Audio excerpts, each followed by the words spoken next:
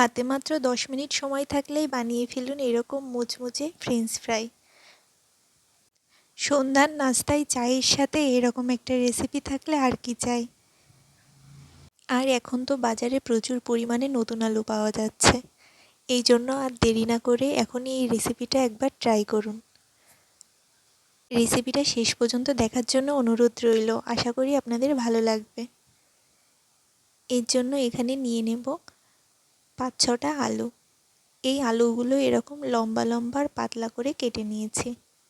আর এখানে একটা পাত্রে নিয়ে নেব 1 কাপ পরিমাণ ময়দা, 1 টেবিল চামচ পরিমাণ কর্নফ্লাওয়ার, হাফ টেবিল চামচ ধনিয়া গুঁড়ো, হাফ টেবিল চামচ পরিমাণ জিরে গুঁড়ো, আর দিয়ে দেব স্বাদ মতো লবণ, পরিমাণ মতো হলুদ, আর দিয়ে দেব হাফ টেবিল চামচ পরিমাণ শুকনো ঝালের গুঁড়ো। আপনারা এখানে চাইলে ঝালটা বাড়িয়ে কমিয়ে নিতে পারেন। আর দিয়ে দেব ধনিয়া পাতা কুচি আর একটা ডিম। তারপর এর মধ্যে দিয়ে দেব কেটে রাখা আলুগুলো। তারপর সব কিছু হাত দিয়ে খুব ভালোভাবে মাখিয়ে নেব। এটা একটু সময় ধরে মাখিয়ে নেবেন যাতে সবগুলো আলুর গায়ে ভালোভাবে কোটিংটা হয়ে যায়। তারপর এগুলোকে ডিপ ফ্রাই করে নিতে হবে। এর জন্য একটা কড়াইতে তেল গরম করতে দিয়েছি। তেলটা গরম হয়ে আসলে এর মধ্যে এক একটা করে আলু দিয়ে দেব। আর এই সময় চুলার জালটা অবশ্যই লো মিডিয়ামে রাখবেন, না হলে আলুর ভেতরটা সেদ্ধ হবে না আর উপরে কালার চলে আসবে। এইভাবে লো মিডিয়াম আঁচে একে আমি 10 থেকে 12 মিনিট সময় ধরে ভেজে নিয়েছি।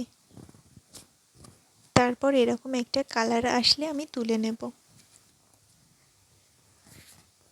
এরপর বাকিগুলো আমি একইভাবেই ভেজে নেব।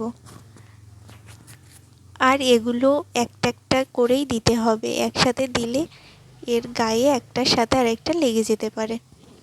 আমরা তো বাইরে থেকে কম বেশি এগুলো কিনে খেয়ে থাকি, কিন্তু বাড়িতে এটা খুব সহজেই তৈরি করে নেওয়া যায়। আপনারা একবার তৈরি করে দেখতে পারেন, একদম দোকানের মতো পারফেক্টভাবেই হবে। তারপর সবগুলো ফ্রেঞ্চ ফ্রাই আমি এখানে তুলে নেব।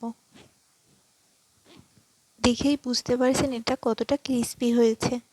আর এর ওপর দিয়ে দিয়ে দেব একটু বিট লবণ।